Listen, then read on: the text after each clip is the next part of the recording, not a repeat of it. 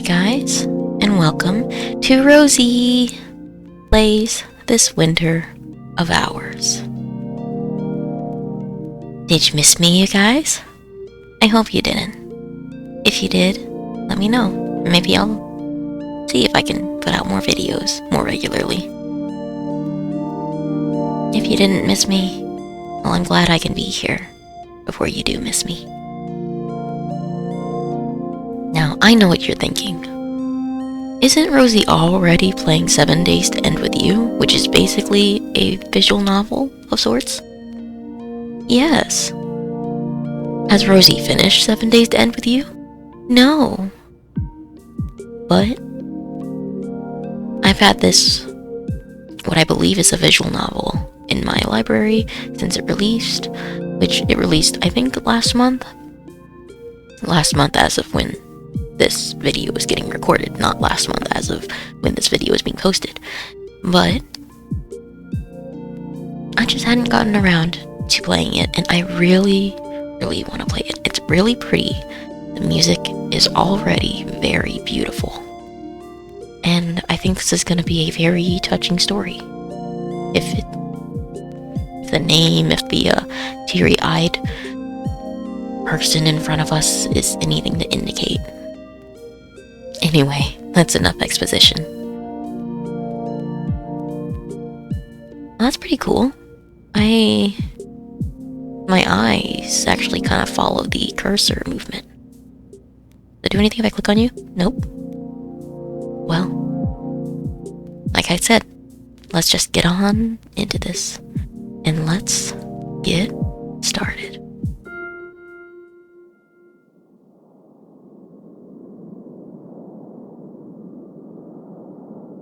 Oh, this is so pretty. Through the snow marches a stranger, neither man nor beast.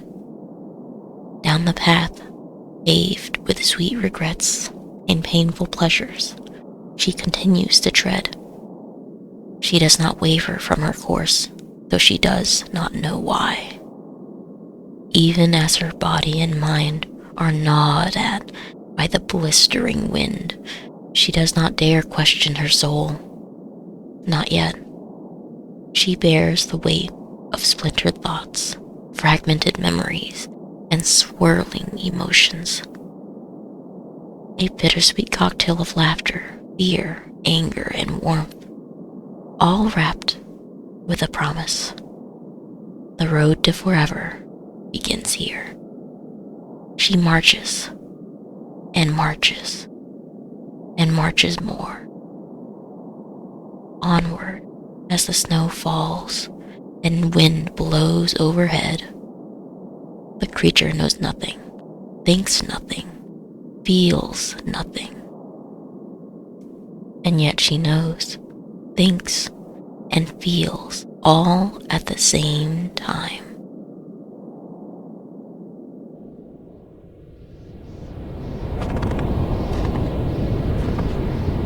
Day 0, a journey's end. Delia, Aster, come back. My father's horse continues to run off into the forest, ignoring my pleas. I try using the whistle command my father taught me, but Aster is too scared to listen. Aster, please, don't. He dashes behind a wall of snow-covered pines and disappears. Leave me. I look back at the cargo carriage that Aster was pulling moments before, at least where I thought it was. In my panic to catch Aster, I completely lost sight of the carriage. 200 gil for the fruit preserves, 400 for the leather scraps, 300 for the glacier ore. Oh no. For an apprentice merchant like myself, this is about the worst thing that could happen. No. Wait. I'm lost in the middle of a sprawling forest I've never traveled before, with no horse, barely any supplies. Forget merchants. This is the worst thing that can happen to anyone. I'm lost and cold and I have to find Aster. I don't care if I don't know where he went. He couldn't have gone far. Aster, Aster. Try following Aster's hoof prints, or at least what was left of them. The snowfall is starting to pick up, and his prints are already starting to fade. But that doesn't matter. I'll find him, no matter what. I look behind every ashen tree trunk and every snow-covered shrub. He's got to be here somewhere. Walking up hills that look even slightly trodden and scoping the barren wilderness for any signs. Aster! He couldn't possibly have gotten far, right? I look behind every ashen tree trunk and every snow-covered shrub. He's got to be here, somewhere. I push on, walking up hill after hill, scoping the barren wilderness for any signs of life, step by step, inch by inch, until I give up. Oh. No. My joints feel like they're frozen solid. I can't get up. My face is pressed against the biting snow. I didn't know the cold was this painful. I don't know how long I've been looking for Aster. Long enough for the sun to have set at least. I have no clue where my carriage is. Wind and snow are in a fervor now. This must be what a blizzard is like. I'm cold, hungry, I'm scared. I don't. Blisteringly cold tears form around my eyes. It hurts to cry, but I can't help it. Not like this. I don't want to go like this. I don't want to die. Not before I've done anything with myself. I don't want to die in a cold and lonely place like this. No, I want to. I'm asleep. No, it doesn't matter what I wanted. I'm dying here. I'm sorry. I let myself down.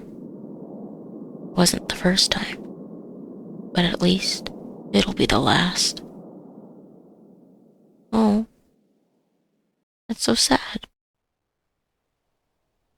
Day 1? Question mark? What do you mean day 1? Have I died? My eyes open to the sun overhead. I feel its warmth, more so than the scraping of the snow against my cheek and the sun's weight. The sun shouldn't weigh anything, right? Is this what the afterlife is like? Afterlife? Ah! I jolt upright upon remembering where I am. But my legs don't cooperate because they're held down by a person. Definitely a person sleeping on top of me. And they're kind of warm too. Wait, are they the reason I didn't freeze to death last night? Mr. and or Mrs. Sun, thank you for saving me. What? Whoops, I see. Seems I spooked them. The mystery person stumbles off of my legs and onto the snow below, assuming a battle stance. Apologies for yelling. After a moment of tense staring, the stranger lowers their stance. Sorry, force of habit. Good to see you're awake. Yes, thank you, once again. For what? The stranger seemed to ask, less out of confusion, and more so out of indignance. Saving me? I was becoming quite the corpse there buried under all the snow. Quite the corpse is a little assumptive. Would I even make an impressive corpse? Did I say that out loud? Yes. I turn away to hide my reddening face. Well, I'll be going now. Safe travels. Oh, wait. My travels will most definitely not be safe. Oh. I almost died last night. I couldn't survive another night out here all by myself. Do you know how to make a fire? No, not in the snow, no. Do you have any supplies? I had supplies in my carriage before I got lost. But I have my clothes. I see. Excuse me for asking, but where are you heading off to? If it's not too much trouble, I would like to come along. I live in these parts. Oh, sorry, I had assumed. But you have somewhere you need to be, right? Yes, I do. The next town past Ubeldon, to the east. But I have no idea where east even is, let alone Ubeldon. The sun rises in the east. You can start by walking in that direction. She points towards the sun. Oh, right, silly me. I know where to go now, and yet I can't bring myself to start moving. The girl gives me a concerned look. What's wrong? Oh, nothing. I'm just worried about dying. Is this the time for philosophy? No. I mean, immediately dying in this vast forest filled with, I don't know. I've never been on a horse carriage through the snow, but Father thought it would be a good experience, and look where it got me. Alone, and about to die. You look very much alive to me. And that's only because you saved me. I did not. I'm sorry, I didn't quite catch that.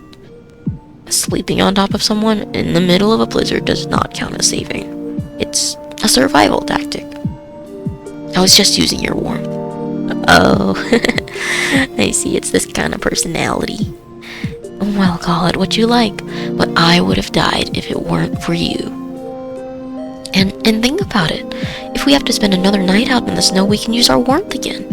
So what do you say we travel together? I said I wasn't traveling. Oh, right. But I don't mind tagging along with you until you make it to safety. Really? I mean, are you sure it won't be much of a bother? A little late to be asking that after you practically begged me to come. That is exactly what I was thinking. But no, it's no bother at all. Well, thank you so much. I just realized I've never asked for your name. How rude of me. It's fine. Well, my name is Delia. I'm an apprentice merchant from the town of Slatebrook. And with whom do I have the pleasure of acquainting with today? She looks at me, unfazed by my merchant speak. What's your name? I don't have one. I blink. You don't have a name? Everyone has a name. How do you get through life without a name? The nameless girl simply shrugs off my question. Never needed one. Now that I think about it, she's quite peculiar. I have a lot of questions, but something tells me she isn't in an answering mood. Oh, I have an idea. And this was supposed to be where she asked, what's your idea? Maybe I could name you. Call me whatever you like. Okay, wonderful. Let's see, we're around the snow. Snow backwards is wands. No, that doesn't work. Maybe if I... Wait, where did she go? Hey, get back here! She ignores my pleas and continues walking, forcing me to run to catch up to her. Oh, wait up, Lux! She stops in her tracks. Lux? Lux? Right, Lux, how's that for a name? Don't call me that. But you said I could call you whatever I... Not that. Not Lux, okay. How about Nox? No.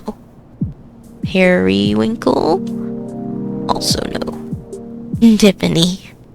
Please, no. Lux it is then. Lux makes her discontent known with a glare, but she doesn't protest the name any further. Come on, we'll march east until we're out of daylight. Yes, ma'am. So we march. And march. And march some more. Trudging through the thick snow, Lux leads and I follow close behind. Or as close as I can be. It's hard for me to walk through all this snow, but Lux marches on like it isn't even there. Lux stops and waits for me to catch up, but she does not offer to take any breaks. I'm the one begging for those. Another break already? Yes, please. Fine, but make it quick. I'm sorry, but I don't plan on it. Beyond grumbling about my breaks, Lux never has much to say. Not that I was in any shape to break the silence. The most I could offer to any conversation was an out-of-breath plea for rest. After what feels like hours of trekking through the snow, my eyes find a familiar sight in the distance. Your carriage? My carriage!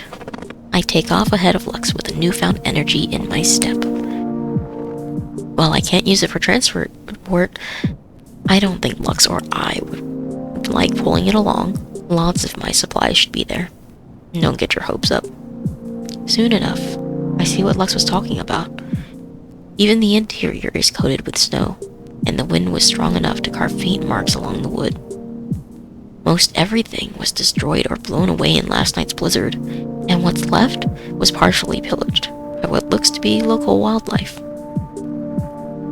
At least there are some fruit preserves left that I can take.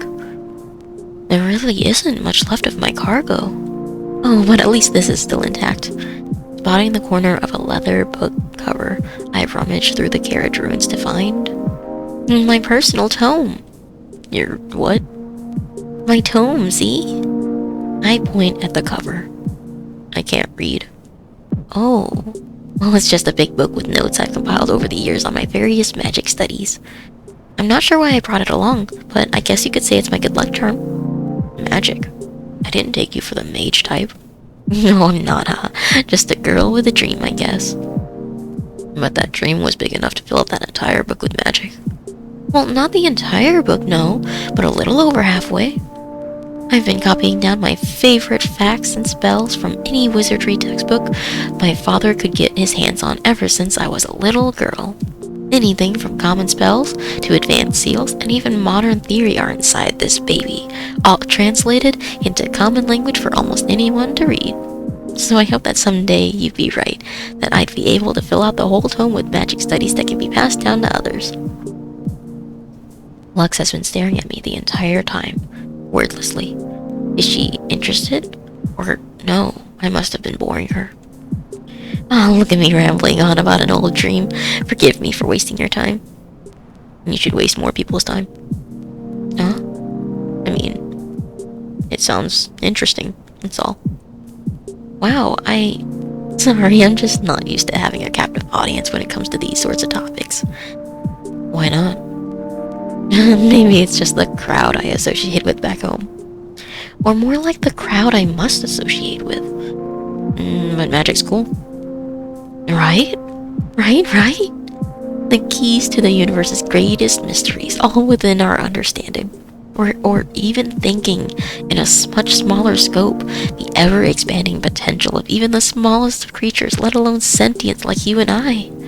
There's just so much to the world of magic that I wish I could tap into. I let out a defeated sigh. I appreciate Lux's interest, but there's no point in dwelling on dead dreams. That only leads to more heartache than it's worth. Lux gives me an expectant look, waiting for me to finish my thought. Sorry. Forget I said anything. Shall we get going? Sure. Lux walks up ahead through the snow, but I don't follow suit. I stand still by the carriage, staring at the cover of the tome. Lux notices I'm not behind her and turns. I expect her to call to me, but instead, she silently waits. For someone who has nothing to gain from helping, she's been awfully patient with me. But here I am, still captured by the tome. I feel a little insensitive. It would be a lot of weight to lug around. Dead weight, but I tie the book's leather straps around my body anyway, keeping it in place. I quickly regret being so eager to continue marching once I become out of breath again. As my luck would have it, we still have a couple of hours of sunlight left, so Lux insists we keep marching. Lux, wait for... Before I can finish my plea, I'm face flat on the snow. I must have tripped on myself. Lux comes back to me. She doesn't say a word. She holds out her hand to me. Oh, thank you. As I pull myself up, I can feel Lux's grip on me tighten ever so slightly. Let's keep walking like this. Holding hands? Sure. You won't trip as often that way. Alright, you make a good point. It's a little embarrassing having to be led around by the hand, but I suppose it's better than falling on my face again. Lead the way then. Lux nods and we march onward, hand in hand. Lux slows her pace to match my tired marching, but she doesn't seem to mind as much now. Admittedly, the embarrassment I once felt soon turns to a sense of comfort, knowing that I can rely on Lux, even if it's for something as simple as a walk through the snow. Still, she doesn't offer much in the way of breaks or conversation, so we spend the remaining hours of daylight marching in silence, hand in hand.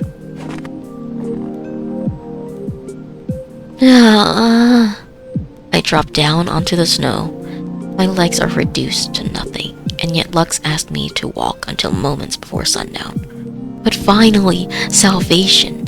She said we should set up camp for the night. Here, I have some tarps and sticks we can use to make a tent. The wind seems calm tonight, so we shouldn't have a problem setting it up. You have set up a tent before, right? I'm prepared to learn. That's the spirit. Lux teaches me how to prop up the tarp using a few sticks, and soon enough we have ourselves a little tent. It will be a bit of a snug fit, don't you think? Well, yeah, I don't tend to have guests. But you're always welcome to sleep outside. No, inside it is. I'll be going hunting now. If you can start a fire, do that. I don't know how to do that. Right. Just sit tight then, I'll be back. Lux suspends her newly caught prey above the flame while I munch on the few preserves I salvage from the carriage. Something about seeing a dead animal just feels gross. And sure, I'll run out of my food soon, but it can't be more than a couple days till we get to town, right? So, is this what every day is like out here? Minus the blizzard. I don't know how you manage. Lux raises her eyebrows. Walking through a foot of snow every day is quite strenuous, no? It's life. I see. Lux really isn't a girl of many words, is she? Even now, she's turned her focus back to roasting what I think is a snow hare. Do you know any fire spells? Uh-huh. Fire, burn, know any? Oh yes, I understand what you're asking, but... Oh right, the tome I shared with her earlier. Looking back now, it's a little embarrassing how eager I was to blab about a dead dream with her. But now that she knows, least I could do is dignify her with an answer, especially since it seems like the only topic that interests her. I do know of a number of fire-related spells, yes, but I hadn't the time to actually practice any of them. Or any spells, really. And how come? Well, because I'm a merchant, not a mage. A merchant in training, at least. If I dedicated myself to a few years of mage training, maybe I could cast Agi onto some firewood. That should be enough to light a fire. Then again, I feel like with the amount of training I've done in my free time when I was younger, most people would have been able to cast even a basic spell like Zeo by now. I haven't had any such luck. Zeo? Ah, yes, it's more of a party trick than anything, but it's a light electric spell that allows the caster to emit sparks from their hands. Mostly harmless, which is why it's a common beginner spell. Lux extends out her hands from beneath her layers and closes her eyes. After a few seconds, I see above her hand sparks. This is Zeo, right? Wow. I mean, yes it is. I didn't know you practiced magic, Lux.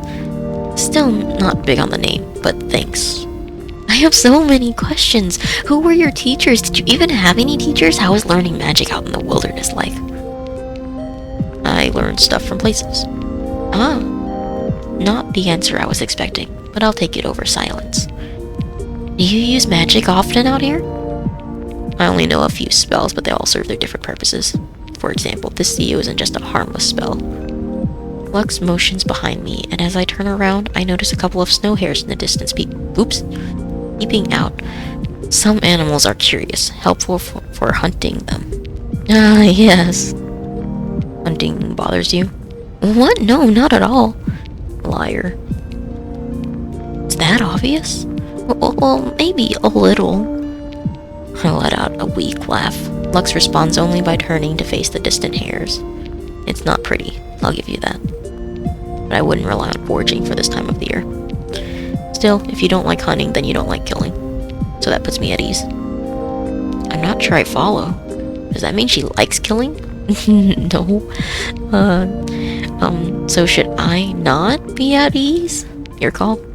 That does not inspire much confidence. Not that Lux seems like the killing type, despite her macabre conversations. So, ready to go to bed with the killer? Wait, no, I'm not. On so many levels, I am not ready. Okay then, I'll be in the tent. You're free to join me whenever you're ready. Yes, thank you. Was she joking? I didn't think she could do that. I mean, be a killer? I mean, she is killing rabbits. It's probably safe. Probably. After a couple of deep breaths. Come on, Dahlia, you can do this. Just a night with a kind, morbid stranger. You just spent a night with her already. Kind of. And a couple more deep breaths. I built up the courage to enter the tent with Lux already inside. It's dark. And snug, as I thought. I find some place Lux left by the entrance and lie down. Her back is facing towards me, so I can't see her expression. Lux? No response. I guess she's already asleep. Good night. I'm not sure what I expected. I try to curl up for warmth, but I'm still so cold. And why won't the entrance flap stay shut? Jeez. An idea comes to me, then a pang of guilt follows shortly after. Lux? Still nothing. I hope she doesn't mind. I turn around and scoot towards Lux's back. Warm. She's so warm. Oh, I could sleep like this for weeks. I cuddle up even closer to her. I can feel her back rise and fall with each breath. Her breath. Slow, peaceful, yet minute. I don't think I've heard someone's breath like this before. In fact, I haven't been this close to anyone in, well, as long as I can remember. I thought it would have been a lot scarier sleeping with Lux, but actually, it's kind of exciting. No, what am I thinking? I need to calm down and get to sleep. Good night, Lux. Again. I burrow my face deeper into her back before falling asleep. It's been 3 days since I met Lux. The days have continued to be filled with silent marches through the snow, and the nights with surprisingly cozy slumbers. Like every morning, I see Lux is already wide awake before I am. She's outside the tent, scoping the route for the day. Eventually, Lux turns back to the tent and notices me in my half-asleep state. Morning. Good morning. I naively thought our little adventure would only take a couple of days, but now, we have to go. He's coming. What?